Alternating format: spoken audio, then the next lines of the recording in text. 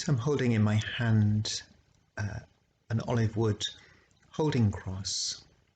It's just something I keep with me, keep in my pocket wherever I go, and I put my hand in and just hold it.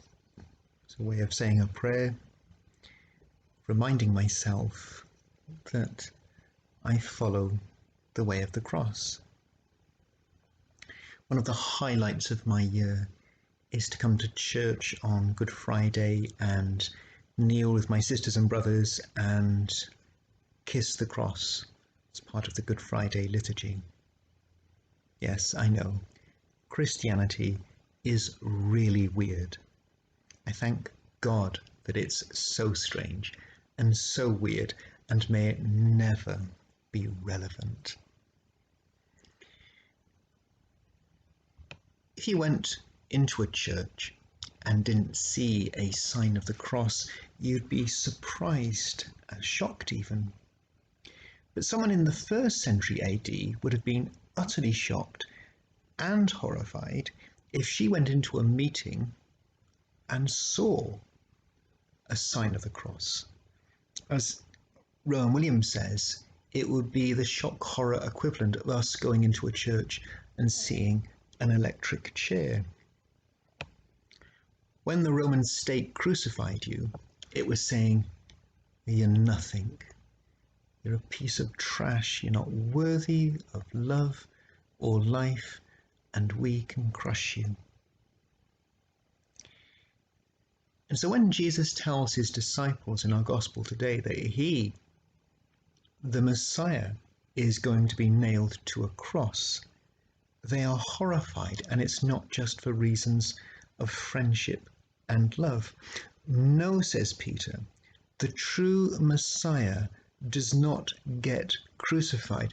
Failed messiahs end up on a cross. There are loads of them. A true Messiah would put his enemies to the sword.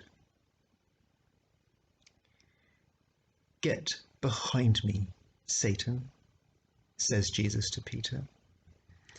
Yes, the devil can speak through Peter. He has done so the last 2,000 years on times. And the devil is also very good at quoting scripture and scientific journals and all sorts of things. Get behind me, Satan. Redemptive violence. The idea that violence is part of the solution is not the way we are going to do it, says Jesus.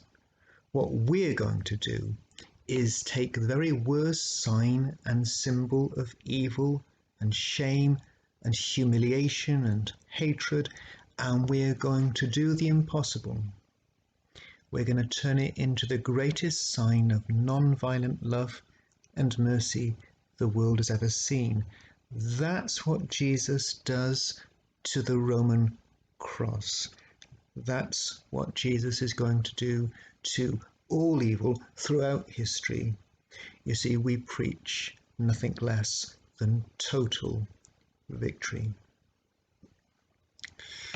Why does Jesus embrace the way of the cross? So many reasons.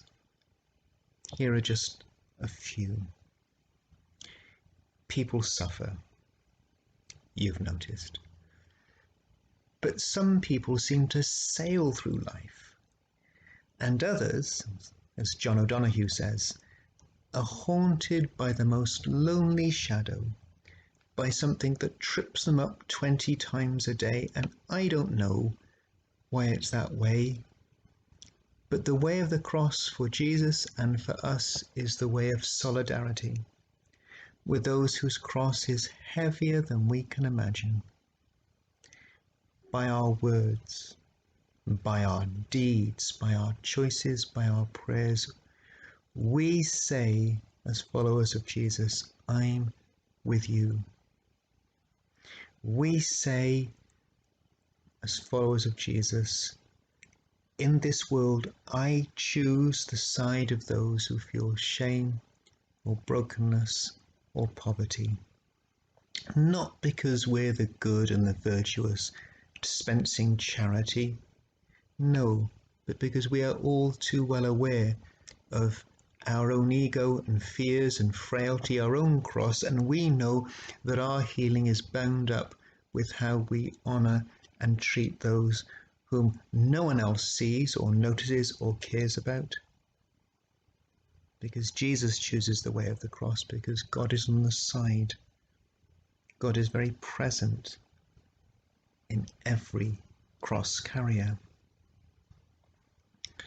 Reason 2, we choose the way of the cross because it's God's way of healing the world. The way of the cross means choosing to take the hit and not pass it on, to suffer without needing to retaliate or hit or hate anyone. You see, evil works by transmission. I'm hit, so I hit you, and you hit me, and on until someone breaks the circuit, until someone says, I'm hit and it hurts, but it goes no further. It's going out, it's going down with me. On the cross, God takes the hit and he gives back love.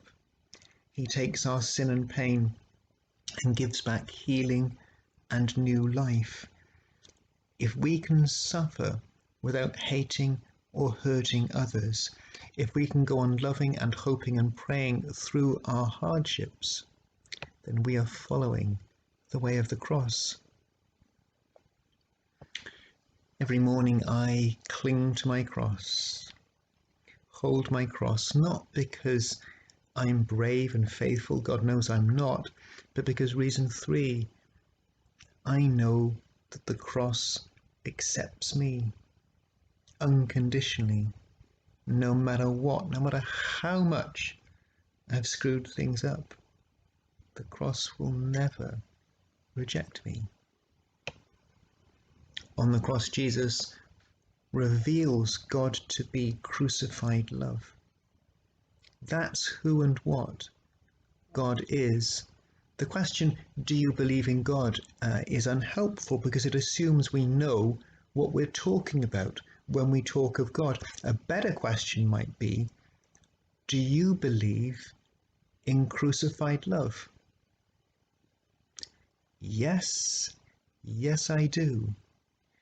I believe in crucified love, in its power to make and suffer and die and rise again and heal and hold and make all things new.